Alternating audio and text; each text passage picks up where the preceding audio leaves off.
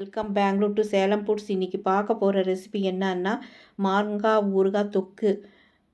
விசேஷங்களில், கல்யாண விருந்துகளில் எது இருக்குதோ இல்லையோ, ஆனால் ஊறுகாய்கள் இல்லாத விசேஷங்களே கிடையாது.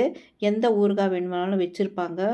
மாங்காய் ஊறுகாய் அந்தந்த சீசனுக்கு ஏற்ற மக்கள் சேமித்து வச்சுருப்பாங்க. நான் இன்றைக்கி மாங்காய் ஊறுகாய் தொக்கு தான் செஞ்சுருக்கேன்.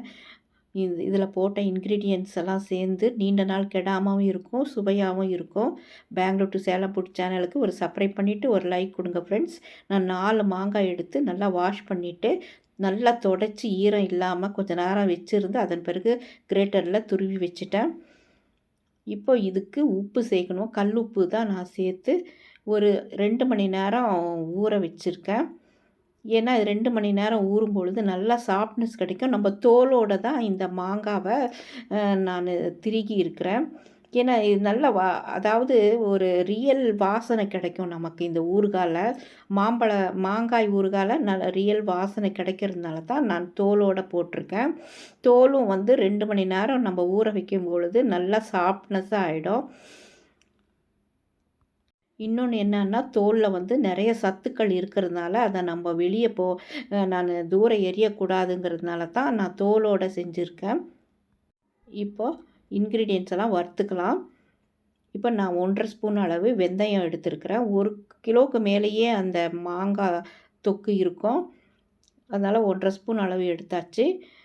இது பாதி ஃப்ரை பண்ணும்போதே நம்ம கடுகும் சேர்த்து ஃப்ரை பண்ணணும்.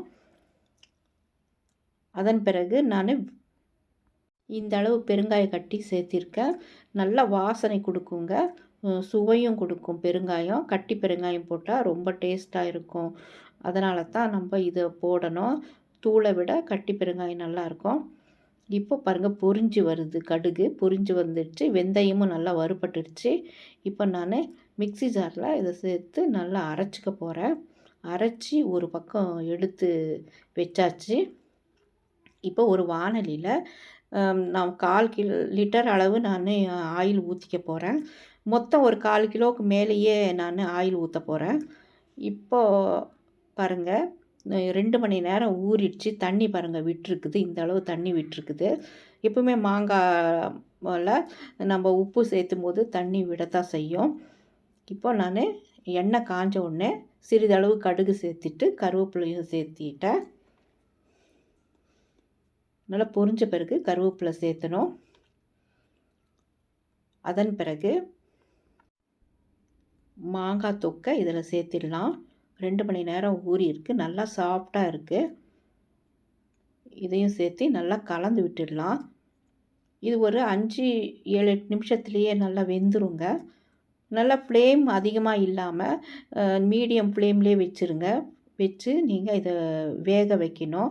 இப்படியே எண்ணெயிலே வேக வைக்கணும். தண்ணி எதுவுமே இதுலேயே தண்ணி இருக்கிறதுனால அது நல்லாவே வெந்துடும்.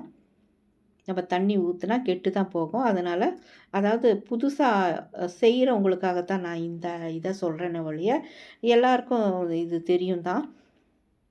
இப்போ நல்லா கலந்து விட்டுட்டோம் பாருங்கள், நல்லா வெந்துருச்சு. இப்போ தான் நம்ம மிளகாத்தூள் சேர்த்தணும். வெந்த பிறகு மிளகாத்தூள் நான் வந்து 2½ ஸ்பூன் அளவு சேர்த்துறேன். காரம் வந்து ஒரு மீடியமாக தான் இருக்கும். இன்னும் கூட சேர்த்தலாம். காரசாரமாக ஊறுகாய் ஒரு சில பேர் சாப்பிடுவாங்க. ஆனால் நான் இது மீடியம் தான். 2½ ஸ்பூன் அளவு சேர்த்திட்டேன். இப்போது வறுத்து வச்ச வெந்தயமும் கடுகும் பெருங்காயமும் சேர்த்து இதில் கலந்து விட்டாச்சு. மஞ்சத்தூள் ஒரு 1/2 ஸ்பூன் அளவு போட்டு நல்லா கலந்து விட்டுடலாம். வெந்த பிறகு கலக்கும் பொழுது இது எண்ணெயோடு சேர்ந்து நல்ல வாசமும் கலரும் கொடுக்கும். உங்களுக்கு நல்ல கலர் வேணும்னா காஷ்மீரி மிளகாத்தூள் சிறிதளவு சேர்த்துக்கிங்க. நான் அது போடலை, இருந்தாலும் நல்ல கலர் கொடுக்குது. இப்போ பாருங்கள், நல்லா ஒரு எல்லாம் செட் ஆகிடுச்சு. இப்போ நான் இன்னும் எண்ணெயை ஊற்றுறேன். நல்லெண்ணெய் தாங்க நான் ஊற்றிருக்கிறேன். நல்லெண்ணெய் ஊற்றும் பொழுது நம்ம உடலுக்கும் நல்லது, எந்த ஒரு பாதிப்பும் ஏற்படாது. அதனால தான் நான் நல்லெண்ணெயிலே இன்றைக்கி செஞ்சுருக்கேன். இது நீண்ட மாதம் வச்சு சாப்பிட்லாம். நம்ம ஒரு 3 மாதம் 4 மாதத்தில் வச்சு சாப்பிட்லாம். நீங்கள் ஃப்ரிட்ஜ்லேயே எடுத்து வச்சுருந்தீங்களான்னா 1 வருஷம் வரைக்கும் கூட நம்ம கெடாமல் இது பார்த்துக்கலாம். எண்ணெயெல்லாம் மேலே வந்துருச்சு பாருங்கள். இப்போ இதை நான் ஆற வச்சிடுறேன். நல்லா ஆற வச்சிட்ட பிறகு ஒரு ஜாரில் இதை சேர்த்துறேன். வீட்டில் எது இருக்குதோ பாட்டிலு எதுவாக இருந்தாலும் சரி நீங்கள் அதில் சேமித்து வைங்க. சூடான சாதம் இருந்துச்சுன்னா அதில் பிசைஞ்சு நீங்கள் சாப்பிடும்போது அந்த சுவையே தனி சுவை தாங்க. குழம்பு எதுவும் செய்யாத இருக்கும் பொழுது இது கை கொடுக்கும்.